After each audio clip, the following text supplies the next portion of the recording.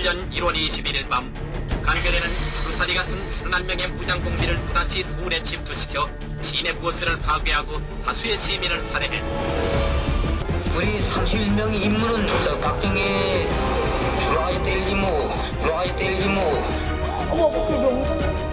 난리 났었죠. 어머. 이게 114부대. 맞아. 저런 영상 많이 봤지.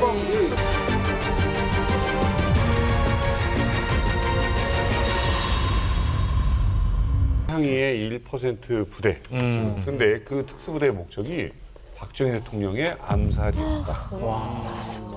진짜 뭐. 당시만 해도 사실 뭐 박정희 목을 딴다 이런 것은 낼 수가 없는 거거든요. 지금 북한에서 뭐 김일성 목을 딴다.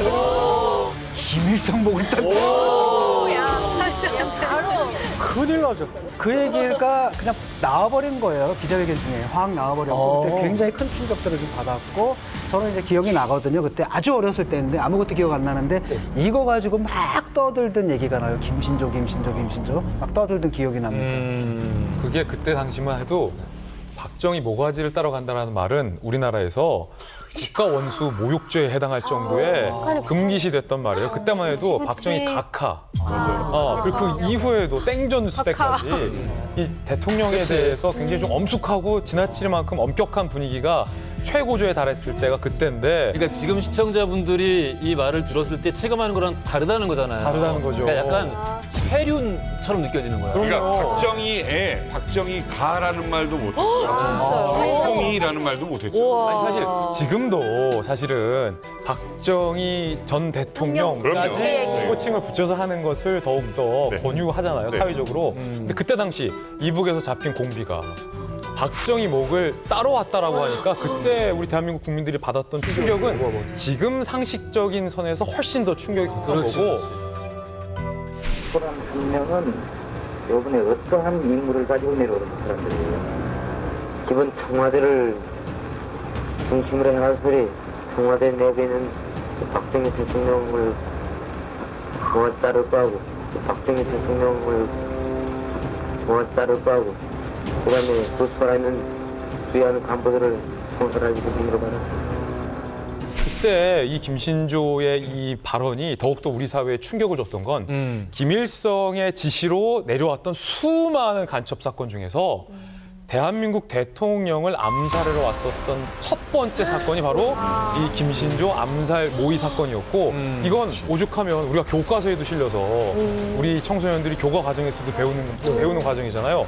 너무나도 충격적이었고 실제로 김신조의 박정희 대통령 암살 작전이 거의 성공할 뻔했었다라는 게 우리 국민들에게 더 큰 충격을 줬었어요. 김일성의 목적에 대해서 뭐 여러분들 아시겠습니다만은 박정희를 암살하는 데서 끝이 나는 것이냐? 아니죠. 그 원래 계획은 이거였어요. 그러니까 청와대 습격, 미 대사관 습격, 그다음에 교도소 습격해서 죄수를 탈출시키고 그래서 남한 사회 적어도 이제 서울에서 대혼란을 일으킨 다음에 다시 한번 조국 통일, 적화 통일을 이루자. 그게 이제 마지막 목표였죠. 여기서 출발해서 단 5일 만에 왔습니다. 이거 반바지에 면티 입고도 뛰어오기 힘든 거리예요. 계산을 해보니까요. 그 개성에서 서울까지 100km 정도 되거든요. 100km요? 그러니까 서울에서 천안까지의 거리라고 생각하시면 되는데 이거를 이제 5일 동안 왔다는 거예요. 그래서 되게 축지법을 사용하지 않고는 절대 있을 수 없는 일인데. 이 부대들이 뛰어왔어요. 서울까지 100km를. 뛰어왔어요. 서울까지 100km를. 북방 한계선 뚫고 남방 한계선 뚫고 겨울이잖아요. 네. 임진강이 얼었어요. 얼은 임진강을 도강을 한 다음에 낮에는 걸리기 때문에 낮에는 가만히 숨어 있고 밤에는 이동을 했는데 또 밤에도 또 걸릴 위험이 있다 보니까 무덤을 또 팠대요. 무덤을 파가지고 시신 옆에서 숨어 있다가 다시 해가 지면은 또 이동을 하고 거의 100km를 5일 동안 뛰어왔다는 게 정말 무서운 거예요. 산으로 100km를 뛰었다는 건 이거는? 보통 우리도 산악행군 하잖아요. 하죠. 요격훈련 딱 끝나면 이제 단독군장 딱 하고 산악 막 타는데 그 속도가 있잖아요. 그러니까 거기에 준해가지고 아무리 빨라도 여기겠느니 하고 방어선을 딱 치면 이미 걔들 저쪽에 가 있고. 번번이 뚫리는 거예요. 그러니까 그 정도로 상당히 빠르게 전진한 건 사실이에요. 아마도 방송을 보고 계시는 많은 군필자들이면 다 공감하실 건데 우리가 행군을 단 한 번이라도 해본 사람은 진짜 깜짝 놀랄 수밖에 없어요. 그때 체감만 빨리 느꼈던 게 아니라 실제 속도까지 나왔습니다. 오. 자, 휴전선에서 청와대까지 100km가 좀 넘잖아요. 5일 만에 왔죠. 낮에는 숨어 있었고 밤에만 뛰어서 왔잖아요. 속도를 계산해 보면 시속 12km로 뛰어온 거예요. 12km로 이거를 밤에만 뛰어온다는 건 보이지도 않는데 엄청난 속도였거든요. 근데 그뿐만이 아니라 무장 20km에서 30km 정도 완전 군장, 완전 무장을 하고 산길을 뛰어왔다라고 하니까 엄청 빨랐던 거죠. 사람이 아니에요. 아 이게 공식적으로는 우리나라 군인들 평균 행군 속도가 4km라고 합니다. 4km? 예, 4km에 맞춰가지고 행군 일시도 정하고 일자도 정하고 경로도 정하고. 우리가 느리고 체력이 안 돼서 평균 속도를 4km로 책정하는 게 아니라 이게 작전 기준, 그러니까 평균 4km로 우리가 행군을 하고 진격을 했을 때 우리가 이에 맞춰서 군사작전을 어떻게 펼칠 것이고 유사시에 어디를 점령할 것인지에 대한 평균 작전 개념이 4km인데 1, 2, 4 부대의 평균 시속이 10km에서 12km였다는 거는 말이 안 된다. 우리와 작전 개념이 달랐다는 거예요. 그래요. 어마어마했죠. 네, 저희 부대, 그러니까 제가 있던 그 연락서가 123이에요. 123군 부대. 오. 네, 이게 옆에 숫자가 딱 하나가 앞섰어요. 더 높은 건가? 옆집이구나. 아, 옆집이지, 옆집. 근데 그 이제 전투원들이 가서 얘기를 하는 걸 보니까 자기는 낮에는 절대로 이제 다 몸을 그게 다 작전상 이게 훈련이래요. 그래서 밤에 산길 훈련하는 게 그러니까 마지막 결승선이 산길 훈련하는 거.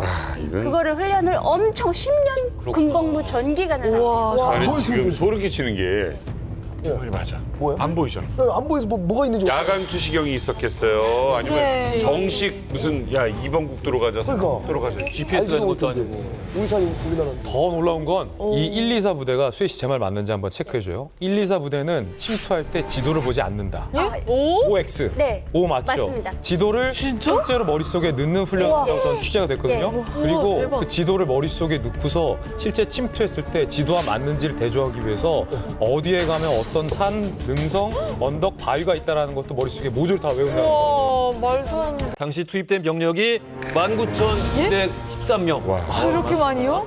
부양시 그리고 파주시 일대 통행 금지령 2만 명 가까이 되는 대규모의 병력 투입. 2만 명. 하지만 박정희 암살 부대가 청와대 코앞까지 올 동안 이 많은 병력이 그들의 그림자도 따라잡지 못했습니다. 우와. 자, 1968년 박정희 목을 따라왔다라고 진술했던 북한 선언의 주인공 김신조 사건의 김신조 님께 직접 물어보겠습니다. 모가지를 때려왔다라고 말씀하실 당시만 해도 마음속으로 전향을 하신 거예요? 아니면 아직도 김일성 장군님께 충성을 해야 된다 그런 생각 갖고 계셨어요? 임무 자체가 지령을 줄 때 박정희 모가지 잘라고 그랬거든. 와, 처음에. 예, 모가지 잘라고 하는데 지령은 이제 그렇게 받았는데 그때 작전에 굉장히 급하게 움직였었어요. 1월 20일 날에 일요일 날 주일 날인데 그때 눈이 많이 왔어. 투입이 돼가지고 우리 같은 동료들은 막 군인들 포위당했거든. 그때 당시에는 내가 수류탄 한 발 가지고 자포 가려고 했었는데 자포 가려고 딱 하는데 이게 해본 사람이 알아요. 진짜. 이게 근데 딱 하려고 했는데 이게 안 되더라고. 그때 내 마음속에 머리에 뭐 딱 스치는데 살고 싶다 그게. 그러면서 나는 누구냐. 나는 이게 내가 질문했어. 질문했는데 내가 여기서 왜 젊은 나이에 내가 목숨 끊어야 되느냐. 그래서 그냥 또 나오면 살려준다 그러더라고. 그러니까 그때 순간에는 그냥 수류탄 이 땅에 놓고서 손 들고 나가는 거예요.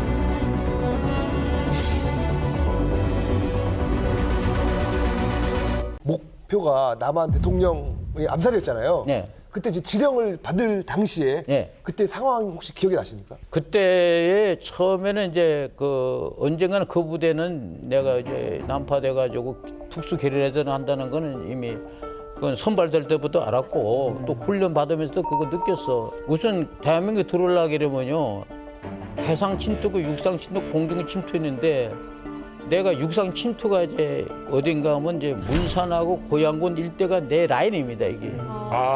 전문적으로 훈련받은. 자기 지역이 있어. 우리는 밤이나 낮이나 서울만 분석하고 있는 거예요. 이렇게 지도로 보면서 어디에 무슨 건물, 어디 무슨 건물이 있고. 이래. 그래서 내가 여기서 처음에 왔을 때 수석관들이가 야 김신조, 너 어떻게 서울 시내 지리를 우리보다 더 잘 아느냐. 그러겠다. 그러니까 이걸 인물성 전문가를 만드는 거예요. 전문가를. 우리가 작전하는 사람들이 거기 선발된 사람들 머리가 굉장히 빨라, 판단력이 빨라야 되는데 교관들 훈련시킬 때 지도 있잖아요. 이것을 딱 주고 되면 12km나 15km를 30분 동안 이걸 파악을 해야 돼. 그러면 교관들이 지도를 해설해 버려. 외우는 거지, 외우는 거지. 이제 지도도 없으니까 그거 찾아가는 거죠. 찾아가면 교관들이 거기다가 표시해 놓은 게 있어. 그래서 그걸 가져와야 그것이 이제 독도법 지형학에서 합격되는 거예요.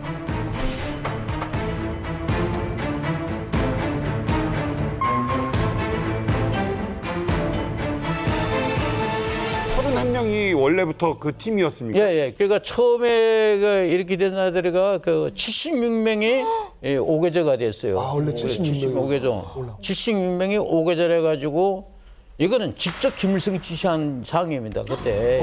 직접. 76명 5계좌로 이제 돼가지고 서울 스키가 이렇게 보고를 드렸다고. 네. 그러니까 이제 거기가 뭐인가 하면 이제 청와대 위대사관 육군본부 그다음에 KBS 방송국 남산에 있을 때요. 그다음에 서빙고 예, 여기 공작원들이 이웃을 만난 공작원들이 체포당해서 수용소 서빙고입니다. 그게. 네. 이 5개 목표를 그때 이제 하기로 지정. 파격하는 게 목표가. 김일성한테 보고를 드렸단 말이에요. 보고 드리니까 김일성이가 그렇게 하지 말라. 그렇게 하지 말고 박정희 하나만 죽이라. 그래서 인원을 죽으라. 그래서 줄였구나. 네, 그래서 76명에서 31명을 만드는데 거기서 이제 내 이름이 들어가 있었어요. 그 들어가 있을 때는 죽으려고 하는 게거든요. 살아난다는 보장이 없죠. 그러니까 우리는 벌써 이제 청와대 한 개 대대가 있고 그다음 경찰에 한 개 중대가 있고 미군에다가 장갑차가 있었어요. 그때 당시는. 그러니까 청와대 내부에 그런 활약이 있다는 걸 우리가 알았는데 내가 이거 들어가 과연 박정희 죽일 것이냐. 아, 반신반의하셨군요. 반신반의지. 어떻게 뚫고 들어가는 거죠. 그러니까 이걸 내가 한편으로는 이거는 살아온다는 거는 정말 힘들 것이다.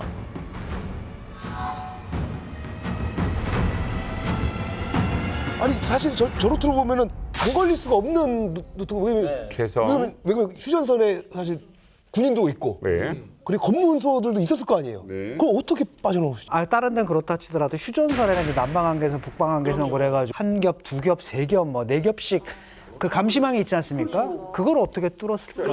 그때 당시에는 미 사단하고 한국군 25사단이에요. 그게 최전방에 미군 이사단만은 그때 이제 철책선이 있었어. 철책선이 있고 한국군은 목책입니다.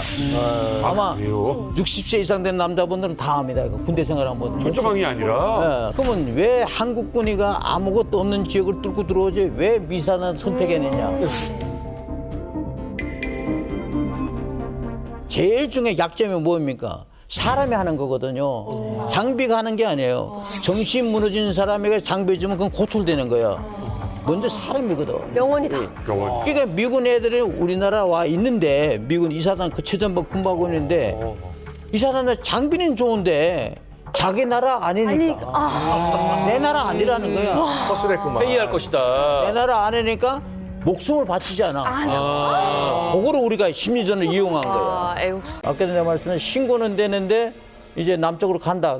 비상 그랬는데 우리 쪽에서는 우리 군인 쪽에서는 1시간에 한 8km, 8km 달린다, 10km 달린다 판단했거든. 근데 우리가 완전 1시간 12km 달렸거든. 살아야 돼. 빠져난 다음에 차단하고 빠져나면 차단 놓친 거예요. 그래서 청와대까지. 선을 그렇게.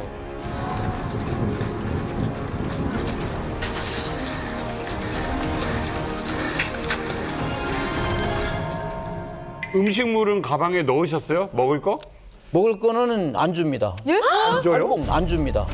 안 줘요? 아니 이거 안 줘. 제가 제일 내가 뭐 먹을 걸 주게 되면 그때 겨울이니까 먹을 걸 해 먹으려면 풀 피면 연기가 나고 유치가 노출되거든. 연기가 난다. 그러니까 먹을 거를 안 주고 뭐지 비상식량이 엿하고 오징어 오징어. 이거 줬어. 그 하도 배고프니까 그냥 이틀 만에 다 먹어버렸어. 그거만 먹고 어떻게 살아? 빠른 행군을 위해서 발바닥에 뭘 하셨다고 들었어요? 아, 근데 그 부대에 가니까 미래를 내다보면서 악을 봅니다. 만약에 신발이 없을 때는 어떻게 할 것이냐. 신발. 지금 우리가 하다가 신발 창계가 다 떨어졌잖아요. 그럼 어떻게 하겠어요? 한 걸음도 못 가지. 어디가 얻어요? 그래서 맨발로 훈련받는 게 산악훈련. 더 하면 이 피자국만 해. 우리 식당에 밥 먹으러 가게 되면 철도 그 기차에 그 자갈 있잖아. 그걸 깔아놔. 그러니까 배고프니까 식당 밥 먹으러 가면 그걸 딛고 가야 돼. 그러니까 이제 피가 막 나와. 피가 나와도 또 밥을 먹고 나면 피가 나와도 안 아파. 안 아파요? 배고픈 게 먼저니까. 그래서 이거를 수십 분 하게 되면 발바닥이 무슨 살이? 떡살이 배겨요. 떡살이. 예, 떡살이. 딱딱하게. 예. 그러니까 우리가 격술 격파 훈련하게 된 내가 연설대비거든. 예. 이거 계속 하잖아. 이거 나중에 떡살백이잖아. 이게 굶자국이 있어요. 이게 자국이 있다고. 그런 식으로 발바닥에 그렇게 신발 안 주고 훈련시킵니다. 그때 1월 20일 뭐 이럴 때 추웠잖아요. 그 네. 임진강이 얼어 있었어요? 얼었어요. 근데 그거를 그 임진강에 가보게 되면요, 그게 장파리란 부락이 있어요. 장파리에서 조금 내려오게 되면요, 리비교가 있습니다. 리비교. 미군 군인의 소령의 이름이에요. 그 다리를 놓다가 그 군인이 거기서 죽었어요, 미군 군인이. 그러니까 그때 당시는 그 미사단 지역이거든. 무리가 임진강에 내려가면서 다리 기둥이 있으니까 물이 속도가 죽어. 속도가 죽으니까 거기에 얼어붙었어요. 거기에 얼어붙은 거예요. 다리 밑에가. 예, 다리 밑에니까. 만약에 우리가 전체 장비까지 한 사람 100km 나간다면 딱 붙어서 1년 정도 들어가면 200km 나가면 이것이 얼음이 부득부득 쏠라. 몸무게 포함이잖아. 부득부득 쏠라게 되면 그 강 건너편으로 초소가 잠보고 군인이 있거든. 네, 그렇죠. 그러면 그것이 소리가 다 들킬 거 아니에요. 얼음 게 그래서 그것이 이제 1 내지 1.5m 간격으로 종대로 들어가는 거예요. 반 구보 자세 1.5m 간격으로 이렇게 걷는 거예요. 여기서 이제 그거 모르는 거지. 박정희 죽으러 왔다니까 여기는 그 수사기관이나 전문가들이 그게 궁금해하더라고. 그렇죠. 어떻게 알고 왔느냐. 그러니까 여기서 제공해주지 않으면 알 수가 없어요. 그렇죠. 제공해주지 않으면. 그렇지, 위성도 없고. 나는 모르죠. 누군지. 청와대 근데 진짜 똑같았어요? 그러니까 청와대 건물이가 그때 당시에는 2층 건물이고, 그러니까 카카가 2층에 살고 밑에는 이제 그 비서실이 있다. 그 다음에 정문에 들어가다 보면 좌측에 대통령을 경호하는 경호실이 있다. 그리고 이제 군인들이가 한 개의 대대가 있다. 남조선에서는 하락의 M16 청와대를 그 지키고 있다. 장갑차 2대가 미국 가지고 있다. 근데 와 보니까 그게 딱 맞더라고. 그때에 우리나라에 고정 간첩들이 굉장히 많았어요. 그러니까 그래서 간첩이 아니면 설명할 수 없어. 김신조 일당이 침투하기 이전부터 청와대 도면이랄지 아니면은 청와대를 지키고 있는 군경이 어느 요일에 인원이 줄어드는지 이런 정보를 넘겨요. 그리고 김신조 선생님이랑 같이 왔던 무장공비들이 퇴각을 할 때 이 고정 간첩의 도움을 받아서 북한으로 퇴각하는 작전까지 짰고 항해부도 도당리민의 건물이가 청와대 2층 건물이에요. 그래서 그거를 이제 67년도에 모의훈련을 했어요. 모의훈련해서 도당리민의 건물 한 사람들은 노농족이 돼. 이제 남조선에 이런 모의훈련을 하니까 잘 지키라고 이제 판정 검열을 한다고. 그러니까 우리가 그 도당리민의 건물 가니까 이제 그 노동자들은 무기를 가지고 이제 건물 서고 있더라고. 들어가니까 가들 막더라고. 그 막으니까 거기서 이제 치고 받고 하다가 2층 계단에 올라가는데 그 귀뚜기에서 또 누가 또 나도 그 노동자거든 이제. 그 어떻게 하죠? 그 총을 갈린 거예요. 실제로? 그때 노동족들도 피해를 보고. 진짜로 지금 뭐야? 아니 이 모의 훈련이었는데 실제로 죽였다는 거야. 공포탄이 아니라 이게 우리가 한 줄 안 하고 남조선이 이렇게 소문 퍼뜨렸단 거야. 다 몰랐던 거야. 노동족이 되면 예비군이나 같은 평균 아무것도 일반인들. 그러고 사망자가 발생하면 이거는 남조선에 남조선의 있다. 예. 국군이 와서 한 거다. 네, 그리고 연락서 자체 내에 그 청와대 건물을 아예 모형을 다 만들어 놓고 요즘에는 거기서 이제 훈련을 해서 1등한 조한테는 하선 입당을 바로 시켜버리더라고요. 18살에 입당 막 이렇게. 수혜 씨 말이 맞는 게 제가 국방부 출입 기자였잖아요. 지금도 북한 내에서 김신조의 후예들이 있습니다. 그러니까 무슨 말이냐면 북한의 위성 지도를 보면 청와대랑 똑같이 생긴 건물을 만들어 놓고 저기 있네. 예, 이거예요? 김신조의 후예들이 청와대를 습격하는 훈련을 지금도 하고 있고 청와대 습격 전담 부대가 있는데 아예 5년 전에는 북한이 매체를 통해서 이렇게 청와대를 폭파 훈련하는 모습을 노동신문을 통해서 아예 보도까지 했어요. 드디어 서슬푸른 비수가 되어 남조선 괴뢰 역도들의 몸뚱아리를 천조각 만조각으로 찢어 발기고야 말 일당백 전pon들의 1100배의 복수전이 시작되었습니다. 소리 없이 눈 깜빡할 사이에 침투하여 외부 경비 용량 소멸을 위한 과감한 전투 행동을 진행했습니다. 300m 앞까지 들어왔는데 그 앞에서 어떤 남자와 이 31명의 군비가 맞닥뜨립니다. 그 순간 박정희 암살 부대의 운명은 어떻게 됐을까요? 김신조 목사님과 함께 당시 김신조 일행을 따라가 봅니다. 네. 자, 무장 간첩, 무장 군비죠. 그때 31명.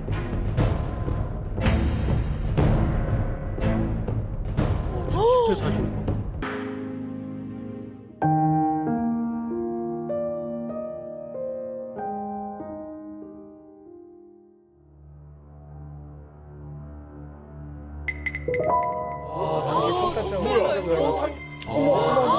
청소가 있어.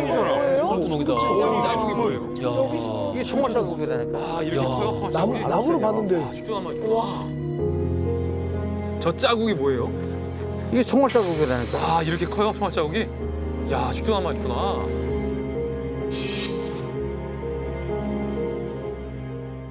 그때는 조명탄 갈려가지고 네. 이게 밤인데 훤하죠. 우리 국군이 조명탄을 먼저 터뜨렸고 이것을 썼죠 먼저. 예. 그러니까 이제 도주하는 거 다 보이는 거죠. 우리 국군이 어디서 어떻게 여기요, 이제 여기, 대응했어요? 여기. 이쪽에서 이렇게 올라온 거예요? 국군이? 올라오면서 쏘는 거죠. 아, 발견을 딱 발각을 한 거예요? 예. 그러니까 이제 그렇게 교전 붙으니까 이렇게 우리 군인들이 올라왔는데 힘드니까 헬기가 뜬 거예요. 헬기가 떠가지고 여기 그 헬기가 이제 기관 단총 내리 쏜 거지. 그러니까 여기서 이제 같이 한 동료들이 총에 맞아서 이제 죽은 걸로 그렇게 그 시체를 내가 저쪽에서 확인했거든. 여기에 저주받은 살인마들의 최후가 있습니다. 심리학자 김일성 괴수의 졸개가 돼서 자유대 간의 주요 인물과 시설을 공격 파괴할 목적으로 휴전선을 넘어왔던 괴한들의 시체가 여기 이렇게 나닥빠져 있습니다. 생포된 무장간첩 김신조가 죽은 일당들을 하나하나 확인했습니다. 23명 전사, 민간인은 7명이 무고하게 희생됐습니다. 남북한 역사에도 엄청난 사건이지만 김신조라는 젊은 청년의 인생에도 엄청난 회한으로 남는 사건일 것이다라고 생각을 합니다. 그러니까 그때 돌아가신 분들, 부산당하신 분들 많은데 요즘 말씀한 것처럼 기관에 잡혀갔었거든요. 잡혀간 게 손 들고 나왔습니다. 뭐 갔단 말이에요. 그러니까 이제 묻는 것이 네가 가져가는 화력이 어딨냐. 이 수류탄 한 발밖에 없는데 잡아갔는데 어디 있냐. 인왕산에 있다 그랬거든. 그 같이 간 사람들을 가지고 왔어요. 가서 수사기관들이 수사관들 보니까 핏비기관은 30발 장탄인데 장탄은 그냥 그대로 있고 총신에 하얀 냄새 안 나거든. 그리고 떼떼건총 8발 장탄인데 총신 냄새도 나고 장탄 8발 그대로 있어. 그러니까 내가 처음에 봤을 때 무기 2종, 실탄 350발, 술탄 14발이라 그랬거든. 그러니까 그것이 가져가서 그대로 있거든. 그러니까 내가 왜 이걸 그럼 사용을 안 했느냐 하는 게 수사관들이. 그러니까 나는 박정희 대통령이 죽이려고 왔지. 나는 남조선 인민들이나 군인 죽이러 온 게 아니다. 그렇죠.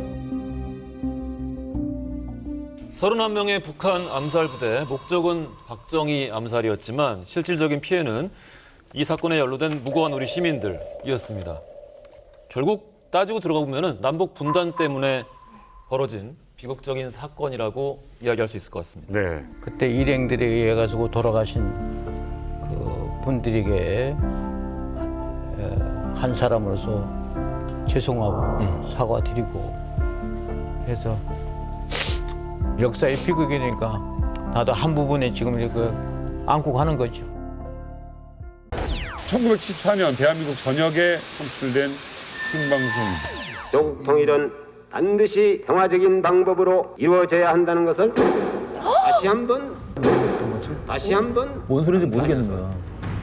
우리가 그동안 시정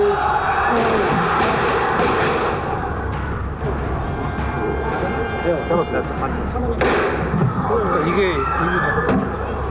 우리가 그동안 시정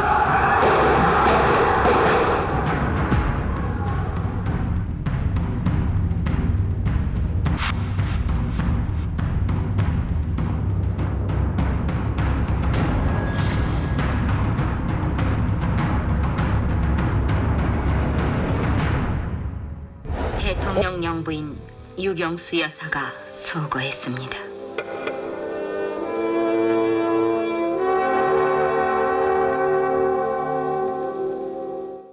아니 이게 정말 다시 봐도 충격적인 게 아내가 사실은 그렇죠. 총을 맞았는데 충격이 있었어, 이 안에. 어떻게 다시 저 준비한 연설문을 다시 읽어 내려갈 수 있었을지가 지금 보더라도 되게 놀랍네요. 여러분들 하던 얘기를 계속하겠습니다. 다시 한번 우리가 원하는 평화 통일의 기본 원칙을 명백히 전명하고자 합니다. 당시 대한민국 퍼스트 레이디였던 유경수 여사 왜 그분은 총을 맞아야 했을까? 지금부터 하나하나 살펴보도록 하겠습니다. 이 장소가 유경수 여사가 이제 서거하신 곳이에요. 장충동에 있는 국립극장인데 네. 당시에 29회 광복절 기념식이 예정돼 있었고 독립유공자들 참석하셨죠. 그리고 외교관 부부들도 많이 다 참석을 했습니다. 그리고 생방송 중계를 하기 위해서 필요한 취재진들, 각 신문사의 기자들, 방송국 기자들, 심지어 외신 기자들도 애곡하게 참석했던 정말로 규모가 큰 행사였어요. 그렇죠. 그리고 9시에 택시 기사가 딱 내려서 딱 뒷문을 열어줘요. 딱 한 사례가 내리는데 복장이 괜찮습니까? 차림새 잘 차려입고 중철모 쓰고 뿔테 안경을 딱 쓰고 누가 봐도 좀 있어 보이는 사람입니다. 그래서 딱 들어가려고 하니까 이제 경호원이 다가오는 거죠. 그래서 어떻게 오셨습니까? 예, 일본 대사관에서 왔습니다. 대사관에서 왔다. 슬쩍 통과를 주워버린 겁니다. 왜? 그러니까 사실은 그 비표를 달아야 들어갈 수 있는데 아무래도 딱 보니까 높은 사람이고 그다음 딱 와가지고 일본말 유창하게 하고 일본 대사관에서 왔다라고 약간 너무 빡빡하게 하지 말라고 빡빡하게 하지 그랬고. 않고 그러니까 그냥 초대장 같은 거 확인도 안 하고 비표도 없는데 그냥 광복절에 일본 대사관에서 왔다. 그러니까 제일 황당한 건 외투 속에 뭐가 있었는지가 제일 중요한데 뭐가 있었냐면 진짜 이게 말이 돼? 바로 389경 리볼버 권총이 이 일본인의 품속에 있었어요. 더군다나 언제든지 쏠 수 있게 공이치기도 올라가 있는 상황이었고 당시 탄창에 실탄이 5발이나 장전이 되어 있는 상태였어요. 옷 수색, 몸 수색도 제대로 안 했다라는 반증이었죠. 자, 그러면 중요한 건 이 총구가 당시에 어디를 향했을까, 누구를 향했을까가 가장 중요한 문제 아니겠습니까? 당시 이 일본인이 어디에 앉았는지 자리를 보면 그 답을 알 수 있습니다. 박정희 대통령이 단상에 섰을 때 딱 마주보고 있는 정면의 끝자석, 거기가 6.25가 권총을 장전한 채 앉아 있었던 자리였습니다. 그날의 하이라이트 이제 박정희 대통령의 연설이 시작됐어요. 친애하는 남북 동포 여러분, 남북 통일은 평화적으로 시작되어야 합니다. 라는 말을 하자마자 자기도 당황했는지 빼다가 팡! 오발 사고 난 거예요. 자기가 그래서 그게 첫 번째 소절이 그래서 지금 기록 조국 통일은 반드시 평화적인 방법으로 이루어져야 한다는 것을 다시 한번 강조하면서 아니 그 첫 번째 총소리가 일반 총소리에 비해서 약했더니까 허벅지를 관통했기 때문에 그래서 소음 효과가 났군요. 이 6.25도 자기도 당황한 거예요. 오발 사고로 지금 총알은 자기 허벅지를 관통한 상태에서 여기서 당황한 상태에서 벌떡 일어나가지고 단상 쪽으로 뛰어갑니다. 허벅지에 총 맞은 채로? 총상을 입은 채로. 그래서 그 이후에 공식 수사 상황 기록을 좀 살펴보면 첫 번째 실탄은 본인의 허벅지에 5발이 난 겁니다. 근데 또 한 발은 불발이래요. 불발이요? 불발탄도 있었어요.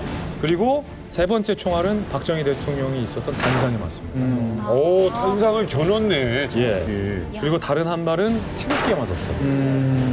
그리고 다른 한 발. 유경수 여사의 머리를 불행히도 몰이통을 합니다. 5번째. 자, 이때 총을 맞은 유경수 여사는 결국 사망하게 됐습니다. 전 국민은 충격에 빠졌고요. 용의자 유키오에 대한 이목에 끌리기 시작합니다. 어떡합니까? 전 국민이 아마 어마어마한 충격을 받았을 거예요. 홍구가 나가는 정말.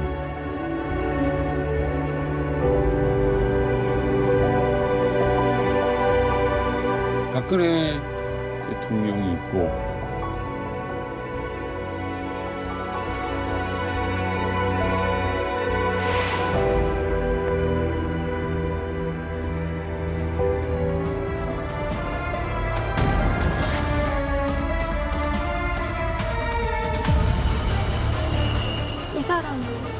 이 사람이 지금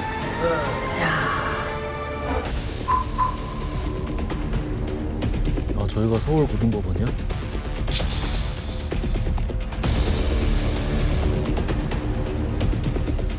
이날 판결 공판에서 재판부는 법정 최고형인 사형을 선고했습니다. 와, 진짜. 당당하게. 중요하셨는데.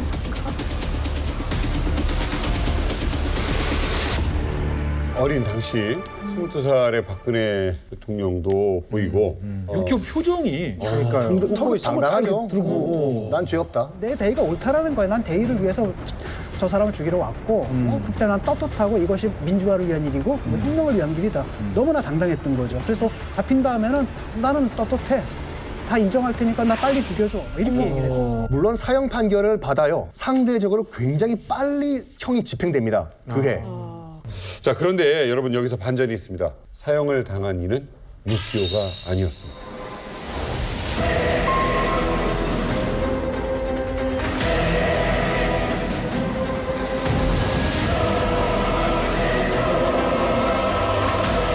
파.15 사건의 범인 민족의 대적 문세광이 재판을 받았습니다. 아, 그 이름 많이 들어봤죠.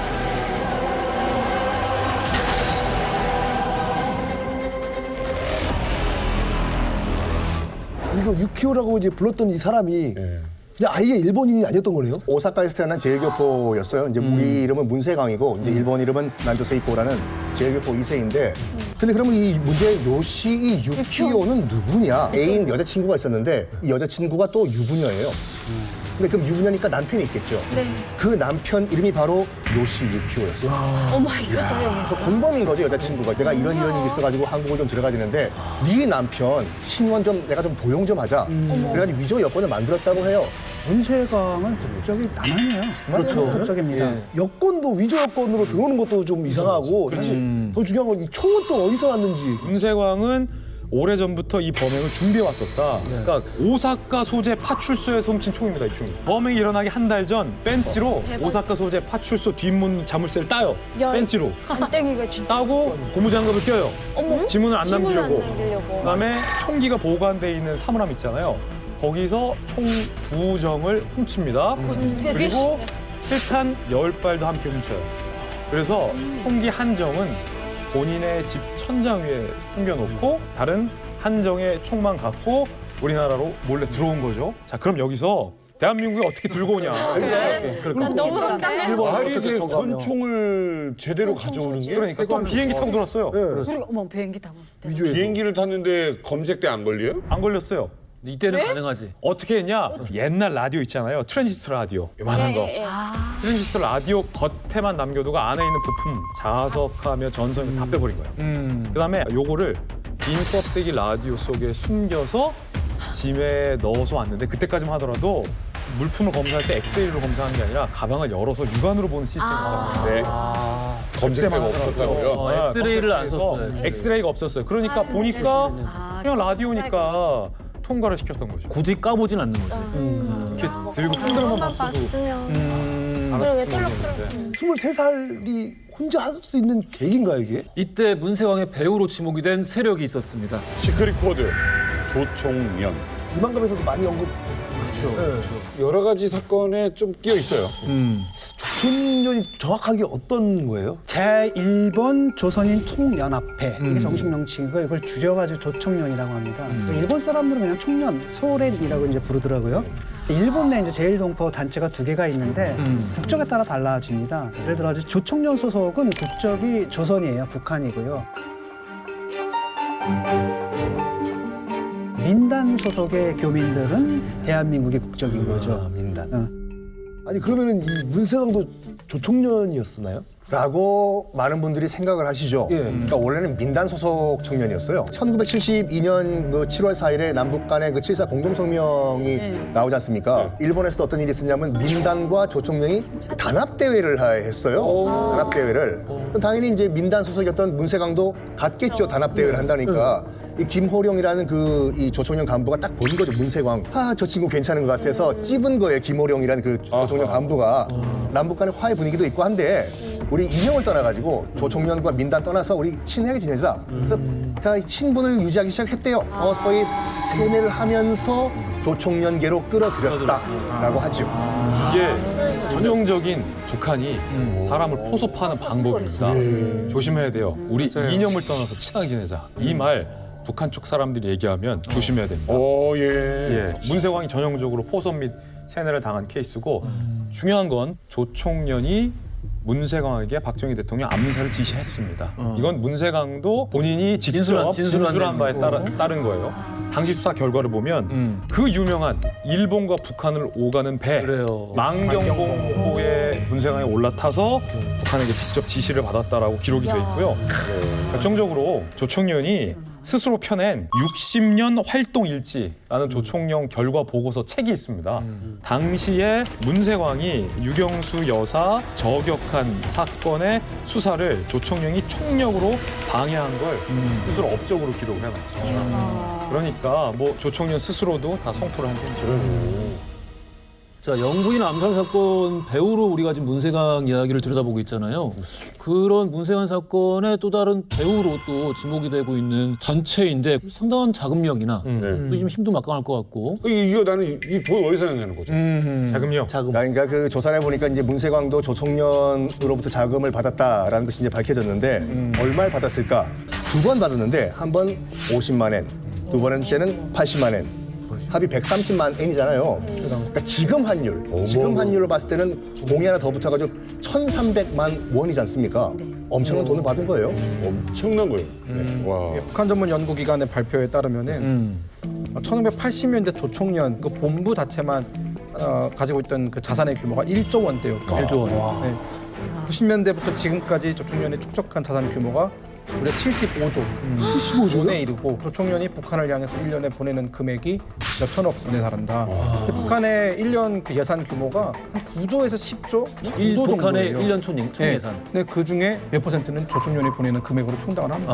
가만 있어. 그럼 북한이 현재 갖고 있는 캐시보다 조총련이 갖고 있는 캐시가 더 많겠네요? 근데 그 조총련이 조총련이 소유하고 있다는 돈이라는 거야? 아니면 조총련에 있는 그 자산 규모인 거죠. 부자들의 자산 규모. 그러니까 이런 거예요. 조총련이 가지고 있는 뭐 회사, 은행, 건물, 빠찡코 뭐 등등 해가지고 자산 규모가 엄청 많은 거예요. 이 사람들은. 그 조총련계가 자금원 있잖아요. 자금원에 빼놓을 수 없는 게 바로 이 야쿠자들이고 이 야쿠자들의 사업에서 굉장히 중요한 게 빠찡코 사업. 네.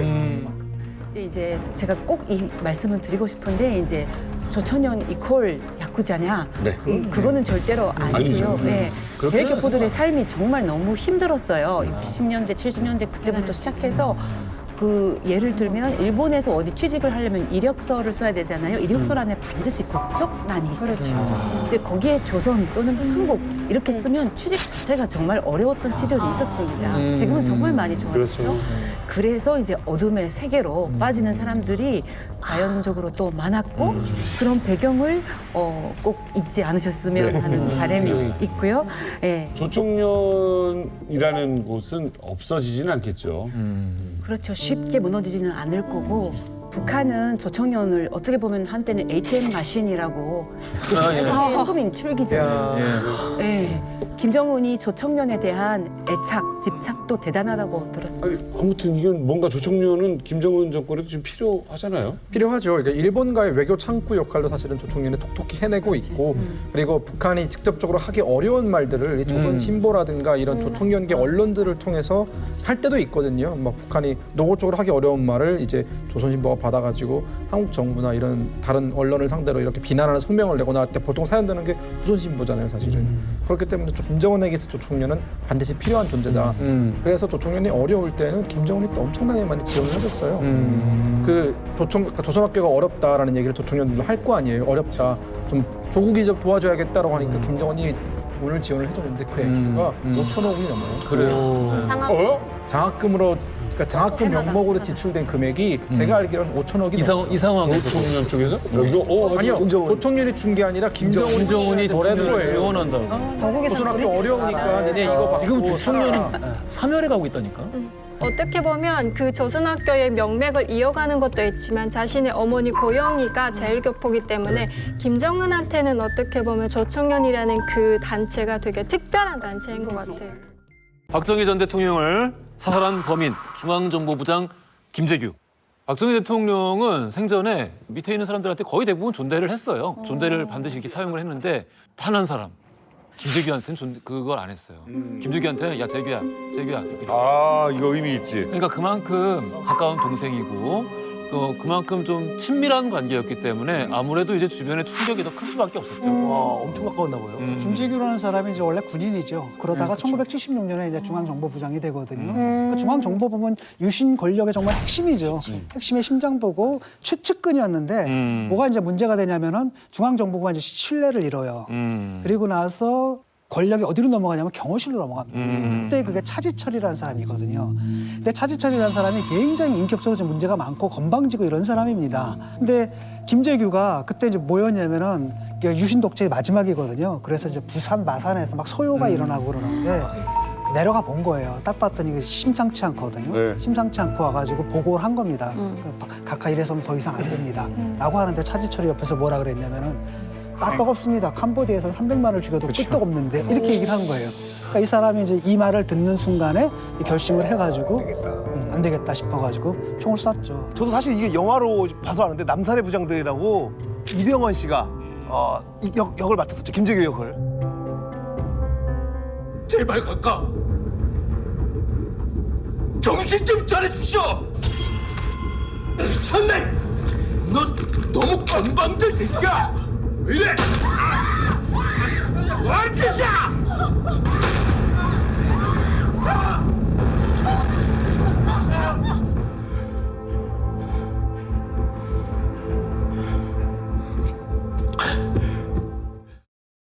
결국에는 김재규 씨가 내란 미수죄로 사형이 선고되고 실제 사형에 처해지죠. 근데 그때 말했던 게 이제 차지철이라는 사람과 권력 암투 과정에서 밀려서 앙심을 품 건데 김재규 입장에서는 그러더라고요. 차지철이라는 사람을 도저히 인정할 수 없었던 거예요. 왜냐하면 박정희 전 대통령과 나는 그래도 정식 군 출신인데 소위 말해서 차지철은 어디에서 불러먹다 온지도 모르는, 그러니까 족보를 알 수 없는 사람이었다는 게 당시 김재규의 강한 인식이었고, 그때 당시 남산 중앙정보부 하면 중정이라고 하면 그래요. 길 가는 사람들 다 벌벌 떨 수 있었는데 어디 경호실장 따위가 라는 게 인식이 있었던 거죠. 김재규 씨는 극중과 달리 그 실제 역사에서는 이런 식으로 진술을 했습니다. 박 정권 이후에 나라에 쓰레기가 가득 차고 공직자가 순리대로 선출된 적이 없다. 자유민주주의 회복을 20년 앞당겼다는데 자부심을 가지고 나는 간다. 이렇게 최후 진술을 했습니다. 근데 저는 그 김재규 중정부장이 이야기하면서 아까 말씀하신 거사, 민주혁명 이런 단어를 썼잖아요. 이걸 저는 괜히 썼다고 생각하진 않아요. 그게 우발적인 총격일 수는 있지만 마음속으로는 항상 내가 나라를 구해야 된다. 이 박정희 시대는 더 이상 유지돼서는 이 나라가 망한다. 이런 확신이 있었던 것 같아요. 우리나라 역사상 10월 26일에 큰 사건이 두 개 있었어요. 하나는 1979년 10월 26일 박정희 대통령, 1909년 10월 26일 하얼빈에서 안중근 열사가 이토 히로부미를 저격하죠. 같은 날이요? 서로.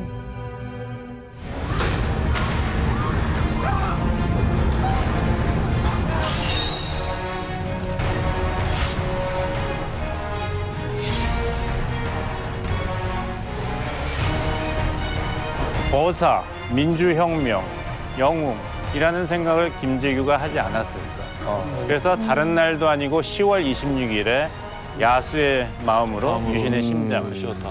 그런 것은 아닐. 김재규가 박정희 전 대통령을 죽였을까? 실제로 김재규가 나는 간다라고 얘기했지만 어쨌든 박정희 정권에 같이 편협을 해서 많은 이득을 봤던 사람인데 갑자기 민주주의를 여기서 이제 의문점이 생기니까 사람들이 관심이 생기는 거예요. 왜냐면은 또 그날 당시에 대해서도 사람들이 이제 좀 관심, 그러니까 좀 의문을 품을 수밖에 없는 부분들이 있단 말이에요. 왜냐면은 차지철을 먼저 쏘잖아요. 근데 이게 암살이라는 거는 암살의 대상을 먼저 쏘게 돼 있단 말이에요.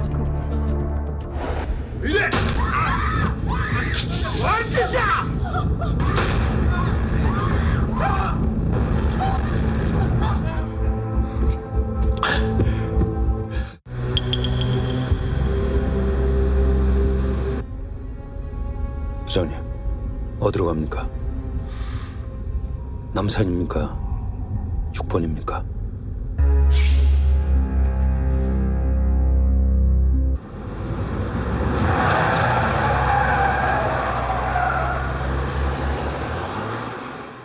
차지철을 먼저 쐈다는 데서 이거는 그냥 그러면 순간적인 분노였을까? 라는 생각도 드는 것이고 그다음에 암살 이후에 자신의 본거지인 중정으로 향한 게 아니라 6번으로 갔다는 거예요. 6번으로 가서 결국 자기 스스로 몰락을 앞당긴 것인데 왜 6번으로 갔느냐. 애초부터 정말 치밀하게 계획을 세운 거면은 6번이 아니라 중정으로 갔어야 되지 않느냐라는 역사의 미스테리가 있는데 그러니까 제가 조 감독을 했던 영화 증발이라는 영화가 있는데 그 증발도 11.6을 다룬 영화예요. 그 영화의 자치도 증발을 했다고. 남아있어 우리 집에 하드디스크에. 거기서는 CIA가 신성희 선생님에게 접근을 해요. 접근하면서 미국이 직접적으로 개입을 안 할 테니까 CIA가 그 대신에 궁중혁명을 일으켜라. 청와대 안에서 혁명을 일으키면 미국이 서포트해주겠다라고 그 영화에서는 그려요. 여기까지는 뇌피셜인데 많은 그 음모론이 있지 않습니까? 우리도 남 MC가 좋아하는 음모론. 이거 한 줄 그러니까 이 CIA가 과연 그 11.6에 개입을 했냐 안 했냐 명확한 증거는 없어요, 솔직히. 없다. 근데 몇 가지 설을 말씀드리면은 이 한국에서 쿠데타가 일어났다는 것을 미국 언론이 보도를 하는데 AP통신이 보도를 했어요, 처음에. AP통신 서울 지국이 아니라 워싱턴 본사에서 보도를 한 거예요. 알고 있었네. 뭘 알고 있었던 거예요? 국내에서도 좀 안 알려지기 전. 우리나라에서도 지금 정리가 안 된 상황인데 당시 이제 그 주한 미 대사가 이제 윌리엄 글라이스틴이라는 사람이었거든요. 맞아요. 윌리엄 글라이스틴이 나중에 이제 1986년도에 조지타운 대학에서 논문을 하나 써요. 한미 관계의 다른 문제 때문에 박정희 대통령의 생존 위협이 악화되고 있다라는 걸 논문에 써요. 물론 미국이 개입했다라고 썼지 않았지만 약간 은연중에 그걸 드러낸 것이 아닌가라고 분석이 되고 있어요.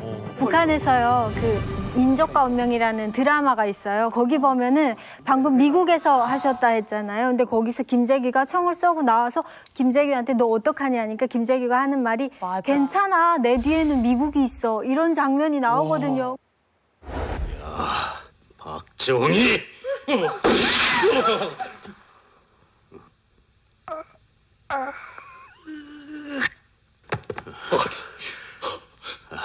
부장님, 어쩌려고 이럽니까? 야,